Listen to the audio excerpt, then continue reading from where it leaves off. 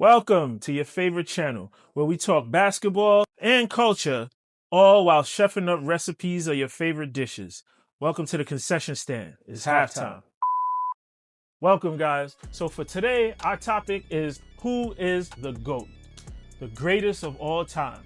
I know it's a conversation and it's a topic that's overused. It's a topic that's all over everyone's timeline. If you follow sports, it's on your For You page. It's on your Instagram Explore page or your TikTok Explore page. Who's the GOAT? Is it Michael Jordan? Is it LeBron James? Is it this one, that one? Let's talk about it today. And what's better fitting for this conversation as far as the meal that we're going to prepare in the concession stand today? Guess right. Curry GOAT. So we're going to talk some GOAT talk and we're going to prepare some GOAT. Curry GOAT, if you don't know, curry GOAT is a Caribbean staple. It's a dish that's very prevalent in the island culture. I'm born and raised in New York City. So if you know, you know. Shout out to all my New Yorkers. In New York, it's a melting pot of just about every culture you could think of.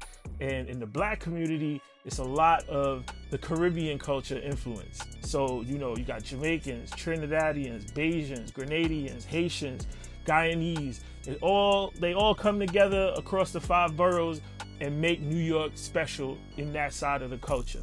So today, I'm gonna pay a little homage to that. And I think it's fitting because I'm homesick a little bit and I would love to have me a nice plate of curry GOAT with white rice. So I figured, you know what, now that I reside in Houston, Texas, why don't I prepare it myself while go over this stupid topic that is always popping up on my timeline, in my group chats, amongst my coworkers. It's just something that's always talked about, basically. So me personally, I think that the GOAT conversation is not a 2-man conversation. I believe it's a 3-headed monster.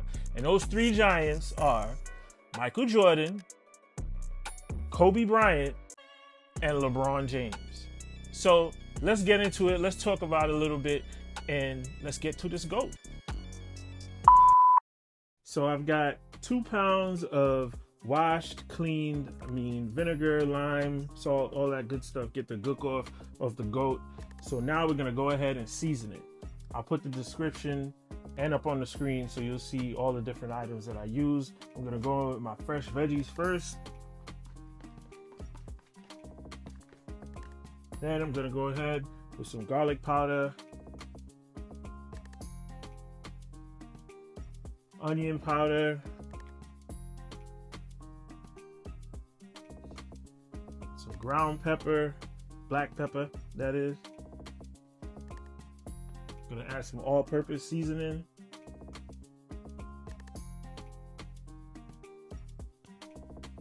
Some ginger, garlic, and allspice seasoning. Scotch bonnet seasoning. Put a little spice. Some complete seasoning.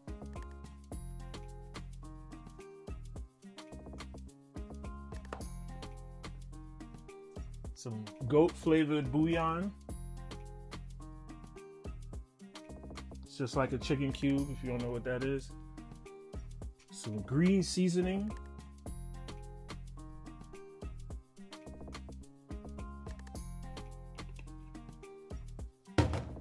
Some culantro paste.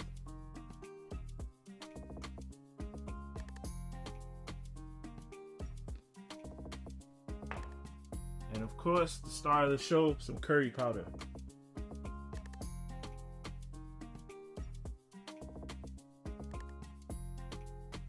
Then you go ahead, you give that a nice mix up, get everything all blended up, and then we're gonna go ahead and put it into the fire, and I'll show you that process.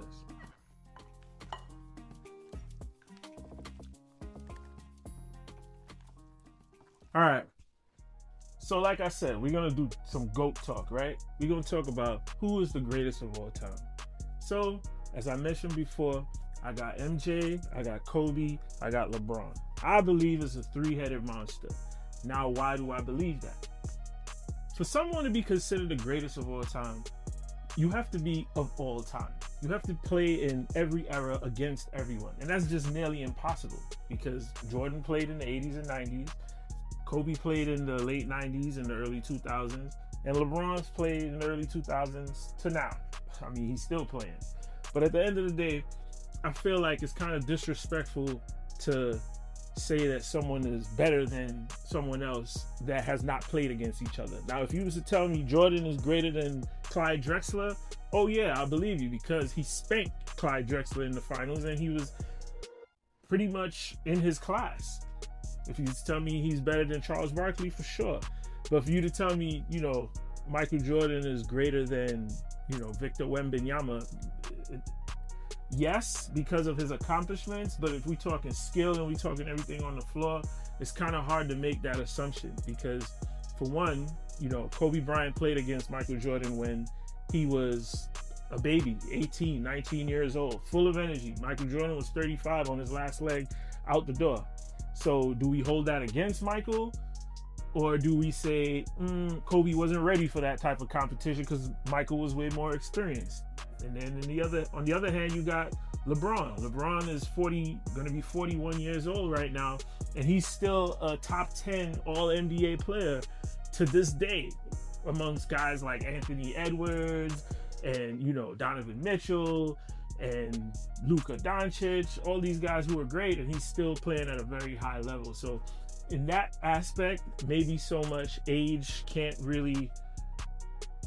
you can't really use age against the person in this debate because, hey, if you lacing them up and you out there on the floor, you got to put your best product or, you know, the best version of yourself against the competition. Another thing, I may sound like I'm advocating for LeBron or Kobe, but another thing, I mean, since when do you get a pass to greatness just because you're getting spanked by tough competition? You know, that's something that people who believe LeBron is the GOAT like to throw out there. Like, oh, well, LeBron is playing against guys who are way more skilled than Michael Jordan in his era. Jordan was playing against plumbers. But you can't say that because the game evolves.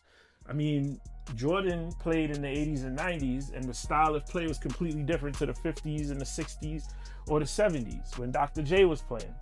So did Dr. J play against all scrubs? No, the game evolved. Of course, you don't have Kevin Durant. You don't have 7-foot guys that can handle the ball and shoot just as good or is just as fast in the way that LeBron has to deal with now because of, like I said, evolution. You don't have a guy like Steph Curry who could shoot from half court because the game wasn't played that way in those days. So the competition thing is also another factor that's used in this debate that really doesn't make any sense to me because the game changes. Like, for example, if you drive a Mercedes and you have an SL 500 back in 1992, the max based on the technology and what engineers could power probably was 190 or 220 horsepower vehicle. Is that to say the SL 500 from 1990 is trash?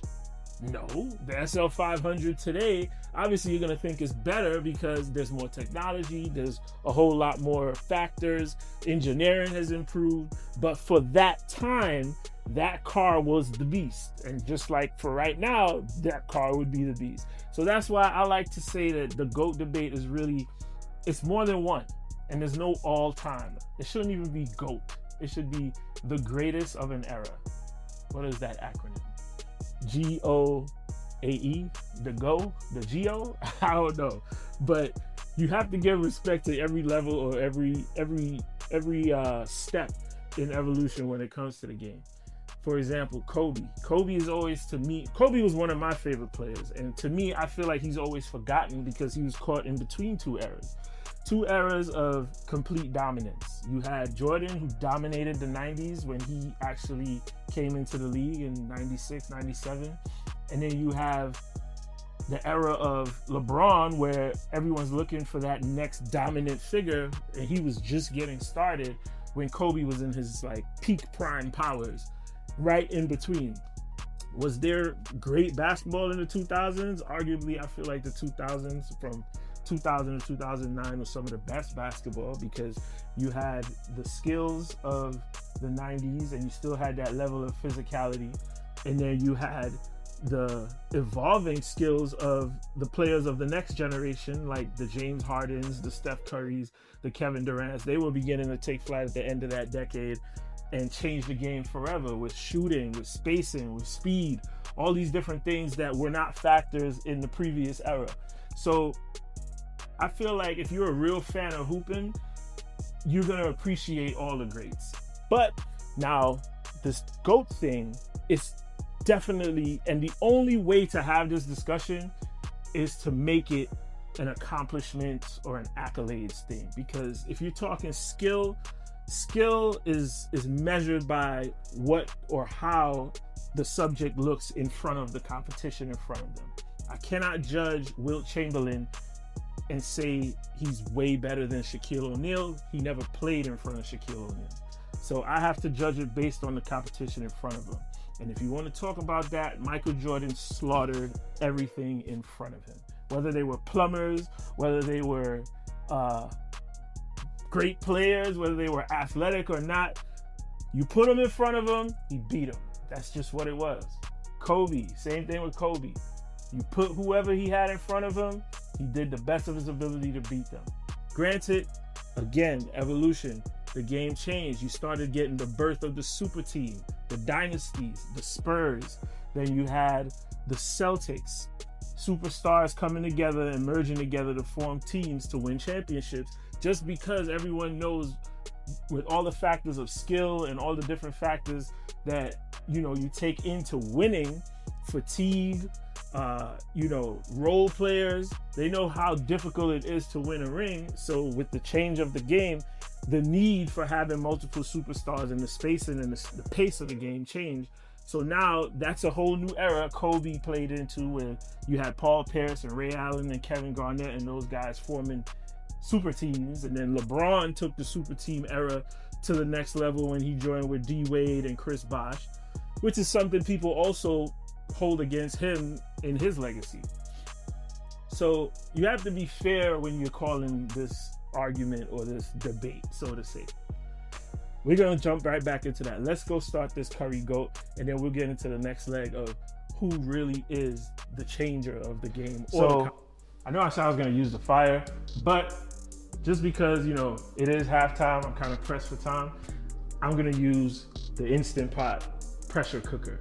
So GOAT, just like oxtail and other beefs or red meats, takes a little time to cook down and get soft and tenderized. So if you use the Instant Pot, like I'm gonna use, and I'll show you, it makes it way quicker and easier to prepare. In the Instant Pot, I've got hot oil and I've got some garlic.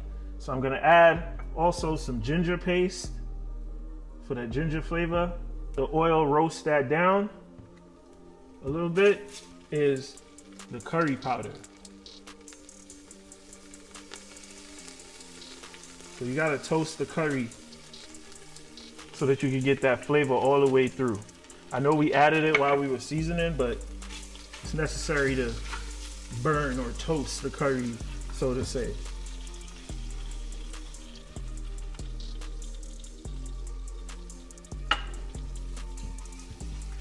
Just let that get nice and hot till it makes like a paste-like consistency. Then we will go in and add the other things.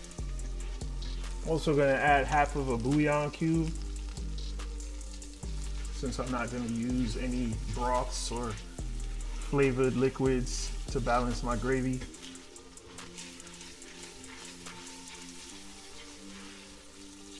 You can see the consistency. You don't want to let it burn too much, because garlic can be very bitter if it gets burnt. So you don't want that bitter taste. So you kind of got to give it that eye test. And you'll know just when you can add your water. I don't just add the meat straight in. I put a little water in there to give it a break.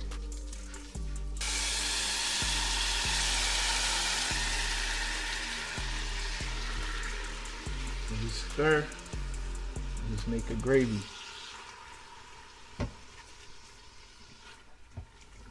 Well, not really gravy, but more like a paste, so to say. But now it's much smoother, you can tell.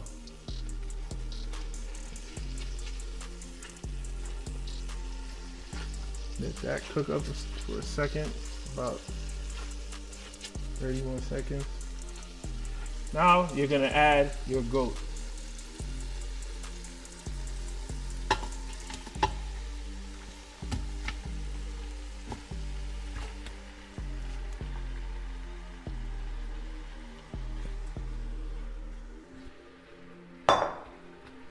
And just let the gravy work with that paste at the bottom to marry itself.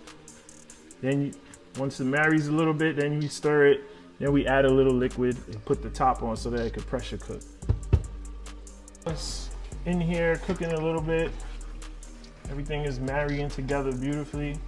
So now what I'm gonna do, I'm just gonna add a little water, not too much, because I don't want the gravy or the sauce to be too watery or oily when it goes through the pressure cooking process, because that creates and springs a lot of water. So what I'll do is I'll just add some water in between. Real shallow pot of water, like so. And then the beauty of an Instant Pot, you set it and you forget it. So I'm gonna just slap the lid on this, change my setting, pressure cook. Now I'm gonna pressure cook this for 35 minutes. Yes, 35 does not sound like a long time, but trust me, it will do the trick. And of course, you could also change it or update it if you need to go longer. All right, guys, so while the curry goat cooks down, let's take a little break and hit the concession stand. It's halftime. Let's check out this week's pickups. All right, guys, so it's halftime. Let's hit the concession stand, right? We're gonna be going over today's pickup, which is the Ja Morant 3s, the Spooky Season Edition. First off, Nike, you hit it out the box with the box. Look at this box. This is probably my 4th or 5th pair of Ja 3s, and I'm telling you, I never get tired of the box. This is just dope. Great attention to detail, exciting, just like Ja Morant himself. Shout out to Ja Morant, young superstar in the league. We're talking about GOATs. Who knows? Ja might be in that conversation sooner or later, or one day in the future for the new generation. But definitely, I'm loving the kicks. I love the quality and everything about it. So let's open and let's unbox. Let's check these sneakers out. Wow. Dope colors. It's like a lime neon green, very similar to the Kobe 4s, the Grinch version, but I think this one has a little more detail. You got the Ja logo all over in like a uniform pattern, almost like tiger stripes. Comes with the extra lacing, Nike check on the side. In the other editions, in the graffiti editions, in the Channel 12s, or the price of admission, no. But in the graffiti edition, the Nike check also connects with the A for his name, J.A. Ja. So I think that was a really dope detail. You got his name right here on the sneaker as well, and his signature. Zoom technology in it, so we're gonna put them on and see how they fit or how they bounce around. But really dope attention to detail. I think this is probably the best colorway so far. And inside, I don't want to rip it out, but inside it's got the Ja zombie sole in there, which is really dope. I have no complaints about this sneaker. Like I said, Nike been doing their thing. In the box, it comes with, this really cool Ja sticker. So this is basically the same picture that's on the sole inside. So it's a cool little photo of Ja. And also in here, you get his logo as well, another sticker. I know in the other ones, it came with a picture of his face smiling. But yeah, these is pretty dope. I'm gonna try them on and see just, how much I rock with them. Like I said, I'm a size 12. They run pretty much true to size. I wouldn't recommend going larger if you have wide feet. You might just need to break them in because the shoe is pretty narrow. So if you go wider, if you go up a size because you got wider feet, it may be too big in the back and it may be slipping out, but they're real comfortable. I rock with them. This is them on feet. Overall, I just think the Jot 3s is probably in the running for sneaker of the year. Every colorway they hit the nail on the head. Like, you can't go wrong with this. And I'm sure you guys familiar with all the other colorways and all the attention to detail, but this is my favorite shoe so far. Competing with the AE2, so Ant shoes and these are probably my two favorite shoes so far. And of course, you know, you got all the different Jordan retros and things like that. But if you want a good pair of shoes, you want to be trendy as well, you're not sure, go pick up these Jot 3s. Those are fire. That's it for this episode sneaker review. Like I said, if you guys want me to review any sneakers, or if you got any sneakers that you want to send to me to review, go ahead, hit my P.O. box, send them in to me, let me know. I'm going to be doing a review every video or every chance we get when we hit halftime while the food is cooking. Let's go back and check on this curry goat. All right, so this part is really simple. Steamed cabbage, fried cabbage, whatever you want to call it. Just a cool little side vegetable medley to pair with this meal. Something that you usually get if you go to like a Jamaican restaurant to be served with curry goat and white rice. So I'm gonna just chop up a head of cabbage. I got like a half a bell pepper here, and then just add some shredded carrots to it, season it up, and that's pretty much it. So back to our discussion.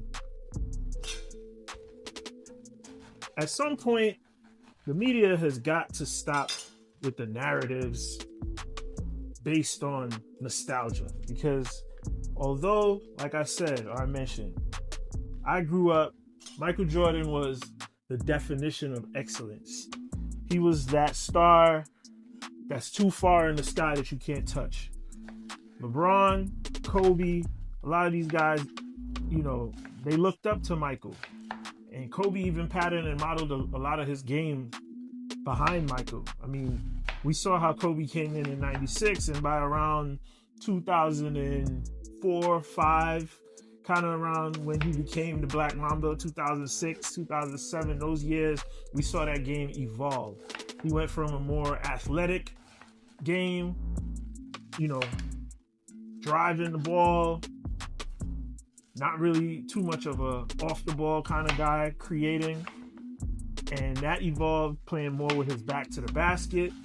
I mean, he did have those traits and those skills prior to, but he really honed in on it, especially when he went from number 8 to number 24. And I mean, there's nothing wrong with that, because if you're trying to be the great, what are you going to do? Or if you're trying to be good at something, obviously you have to study. All great folks study. Jordan will tell you he studied Dr. J. Kobe would tell you he studied Michael Jordan. Michael Jackson would tell you he studied James Brown. So you can't really fault him, which I hear a lot of people on these apps doing. He's just like Jordan, or he's baby Jordan. I seen Stephen A. Smith say, oh, I can't put Kobe in that conversation because at his position of being a shooting guard, he's just the closest thing to Michael Jordan, or something along those contexts. If you ask me, I feel like, just like I mentioned before, evolution. Kobe took Michael Jordan's, signature moves and the things that he was skilled at in his second tenure in Chicago when he came back the second time and played with his back to the basket, less on athleticism and more on marksmanship and creating shots in other more creative ways. When he did that, I feel like he did it better than Michael. Kobe did it better than Michael.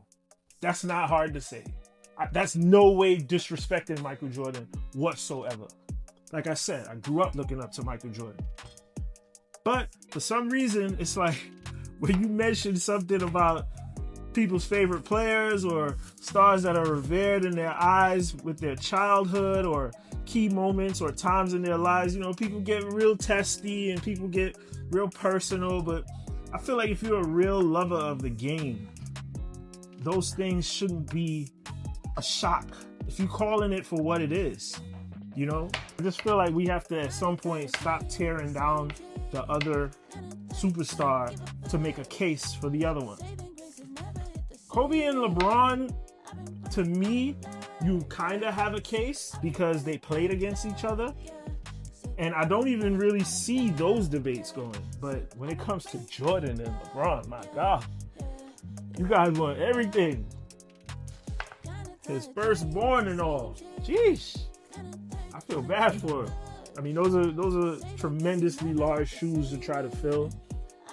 But I mean, I commend LeBron for having that confidence, and he made himself, and he said it. He's the self-proclaimed GOAT, the greatest of all time. So, I mean, he's a Capricorn just like me. When we're confident in something, we believe in ourselves, there's very rarely anything that can change our minds. So, kudos to LeBron. I think he's a phenomenal player. To be his height, to have the weight that he carries, that level of athleticism, to be asked to do what he's been asked to do on a nightly basis. I'm talking LeBron went to the finals in 2007 with a team with no All-Stars, no Hall of Fame coach. And, you know, he got swept, but he went through a gritty, physical Eastern Conference to get there. And he carried them on his back. He averaged the most points, the most rebounds, assists. And the thing is, he's a pass-first guy. He's like Magic Johnson mixed with a scoring ability that we've never seen before. This dude's jumping from damn near the free throw line mid-game in those Cleveland years. If you look at LeBron's tape from 2003 to 2009, it feels like you're watching a video game. Like, I kid you not. It doesn't even look real. And we've never seen anything like that. You know, like I said, Kobe's athleticism declined because, you know, his body failed him at some points in his career, and he thought the game way more, and he was much more effective from that type of critical, you know, that mind game that he excelled at, as far as reading defenses, as far as knowing his opponents, studying the game, and perfecting moves to get to whatever shot he wanted to get to on the floor. I feel like he perfected that on a level that LeBron, not to say he couldn't perfect it, but I feel like LeBron was asked to do too many things, whereas a Jordan or a Kobe was more looked and relied on to score. But we're looking for LeBron to facilitate, to score, to rebound, and to carry the team. Take the clutch shots, do those moments. That's another thing. But we'll get into that one second.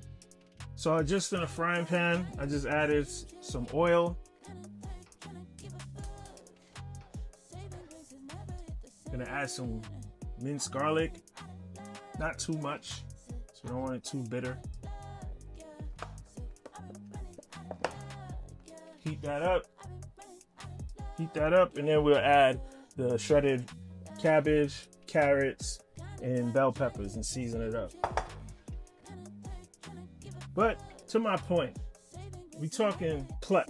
That's another factor that people like to bring into this debate is clutch. I see people say all the time, if you had one game for your life and your life depended on it, or Martians were going to take over the earth and we need a bucket from somebody, who would you pick? Michael Jordan, Kobe, or LeBron? Well, my opinion? Well, no, I'm not going to give you my opinion. But those types of questions have nothing to do with the GOAT debate. At the end of the day, if you want to use that as a caveat to add to your case, sure. But you can't tell me if I need a bucket, then I'm going to pick LeBron James. Or if I need a bucket to save my life, I'm going to pick Michael Jordan. Or I'm going to pick Kobe Bryant. Because at the end of the day, I probably won't pick any of them if it's just a bucket I'm looking for. I might pick Steph Curry. Or I might pick Kevin Durant. I might pick James Harden. Or I might pick Reggie Miller. You know, there's so many players with clutch genes that are great. So the clutch gene is not a defining factor to make you the greatest of all time. Because I can advocate for all three of these candidates, so to say. And I can give you reasons why you can either pick them or not pick them. For example, Jordan. If you want to say clutch, yes, Jordan has clutch moments. He has the famous Cleveland Cavs 1989 playoffs game winner. That's a game winner. If you look at his championships, the clutch moments in those rings, how many of them were actually Michael Jordan's? 1993, John Paxson hit that winning shot. 1997, Steve Kerr hit the deciding shot in the fourth quarter. It's a team sport. Basketball is not a one-man show. So many different things have to go into what factors or make someone great. And if you want to talk clutch moments, I think LeBron has the all-time leading clutch points in the playoffs over Michael Jordan and Kobe Bryant. And Kobe's got some killer moments as well. It just boils down to if you're an assassin, period. Of the three, I will say Michael was probably the fiercest, most competitive when it comes to being a killer or an assassin. Just annihilating the competition in front of you. Kobe, on the other hand, was the same way, but probably a little more intense because Kobe was very obsessive of the game, from reports of what other players say. You know, he wouldn't sleep. He would listen to horror music on his way into the game, all different things like that. And then LeBron, his strength is his mind. He thinks the game. The way how he's going to try to beat the opponents is trying to dismantle or unravel their game plan. We've heard players talk about, man, we're on the floor and we're about to inbound and LeBron is calling out our play on the floor. And we got to switch our strategy. Like, he's remarkable at reading the defense and reading the plays that's going on the floor. So they all have attributes about them that are admirable, and they all have flaws in their games. They all have flaws. No one's free of flaws. You know, since when do you get a pass to greatness if you're accompanied by a league MVP for 3 of your championships and probably arguably the most dominant player ever? A LeBron fan might say that, or a Jordan fan might say that, because Jordan played with only one All-Star for every championship, Scottie Pippen. I mean, granted, he did have a Hall of Fame rebounder in Dennis Rodman, but Jordan, at the time of those rings, was only one other active All-Star. Kobe as well. He played with one active All-Star, Pau Gasol, and the 2009 championship, you can fact check me on that, Pau was not an All-Star as yet. I think he made the All-Star team for 2010. So that first ring, Kobe was the first ring of his second stint of championship. Kobe was the only All-Star on the team. LeBron now, in Miami, he had D-Wade, he had Bosh. So he had 2 All-Stars with him, and he had former All-Star Ray Allen as well. Is that a knock against him? No, because if you look at who he's going up against, Paul Pierce, Ray Allen, and Kevin Garnett. Kevin Garnett's a league MVP. You know? So competition changes, the game changes, and so does the pace of the game. So many different things have to go into factor when you're talking about who's the greatest. And me, I just don't like to make it a definitive answer just because my heart's in it. If I tell you who my GOAT is, it may not be who you think. If I tell you who's the best of this era, that's a little bit more definitive. Like, you can line up stat for stat and you can see who's the best of this amount of years, whatever it is that you're analyzing. So those are all different things to take into consideration. So we talked about clutch, we talked about accolades, we also talked about competition. There's also one more thing that goes into the complete package of a great player or a public figure. All right, let's check on our GOAT. Pressure cooker went off 35 minutes in. Let's see what it's hitting for. And that's what it should look like.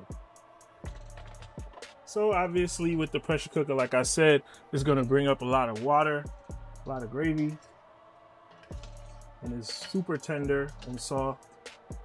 So at this point, what I'll do is I'll just turn it on saute to get the fire going, or the heat rather, since this is electric.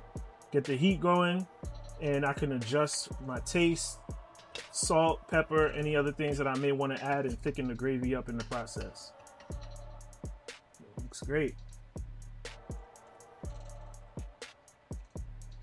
Goat talk with some curry goat. Can't beat that. And here's the finished product.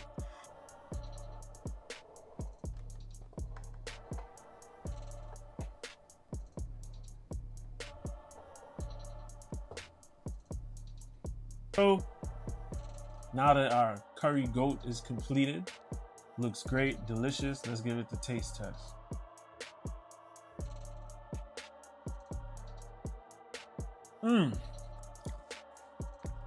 Haven't had that in a long time.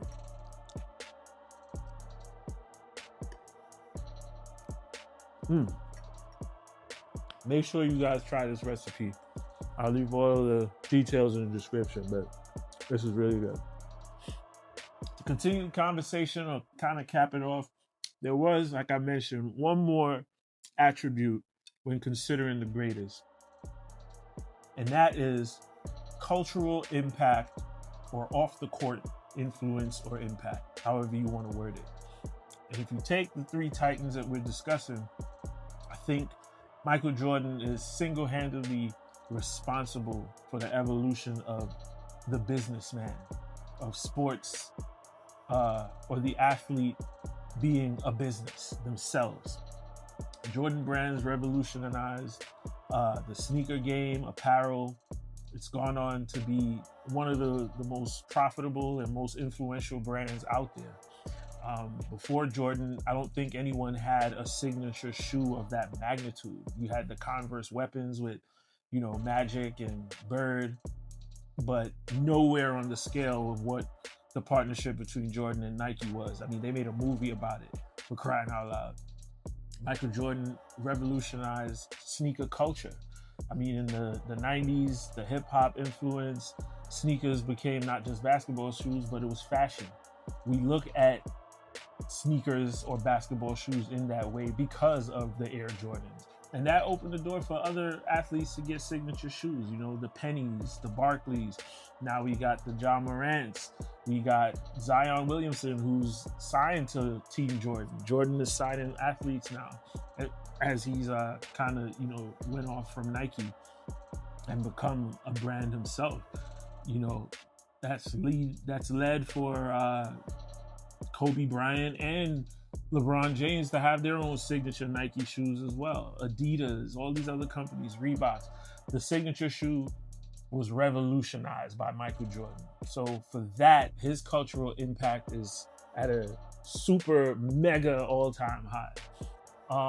Outside of that, Jordan himself, he does a lot of his philanthropy on a silent scale. He's not as vocal, hasn't been over the years as far as socially when it comes to things that he does. However, he's behind a lot of charitable things that are commendable for someone of his stature. And, Jordan just lends himself as a big brother to the NBA community from what we see and what we learn, because he's a very private guy.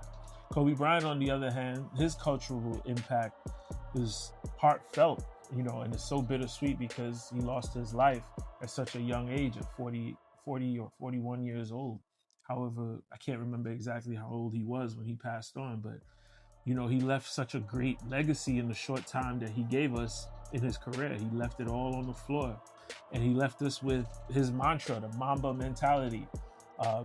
The kids in the 2000s generations who grew up that are now in like their 30s all came up under that Kobe Bryant school.